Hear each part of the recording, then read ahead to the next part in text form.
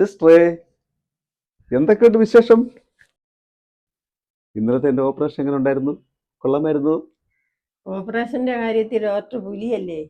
അതാണ് doctor കത്രികേഷ് MBBS. പിന്നെ sister, 2 ദിവസമായിട്ട് എൻ്റെ ഒരു വാച്ച് മിസ്സിംഗ് ആണ്. അത് ഡോക്ടറിന്റെ ഓർമ്മക്കുറവാ.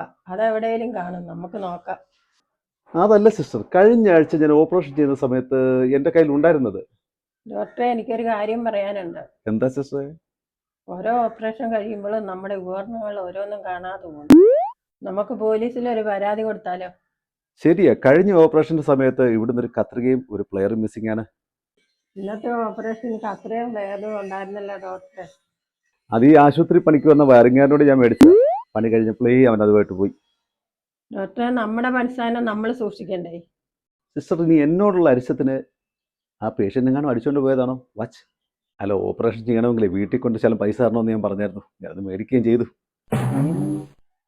ഡോക്ടറെ, കഴിഞ്ഞ ദിവസം ഓപ്പറേഷൻ ചെയ്ത പേഷ്യൻ്റ് ഇല്ലേ? ഓ, അപ്പൻഡിക്സിന്റെ ഓപ്പറേഷൻ ചെയ്ത സുഗുണൻ. അയാളുടെ വയറ്റിൽ നിന്ന് ചുറ്റും എന്നൊരു ശബ്ദം കേൾക്കുന്നുണ്ടെന്ന്. വാച്ച് കിട്ടി സിസ്റ്റർ. ഓപ്പറേഷൻ സമയത്ത് ഞാൻ അയാളുടെ വയറ്റിൽ ഇത് മറന്നു വെച്ചതാണ്. ഇനിയിപ്പോ എന്ത് ചെയ്യും ഡോക്ടറെ? സിസ്റ്റർ, വല്ല കത്രികയൊക്കെയാണ് പോട്ടേന്ന് വെക്കാം. വർഷങ്ങളോളം വയറ്റിൽ കിടന്നാൽ ഒന്നും സംഭവിക്കത്തില്ല. അങ്ങനെ ഒരുപാട് അനുഭവങ്ങളുണ്ട്.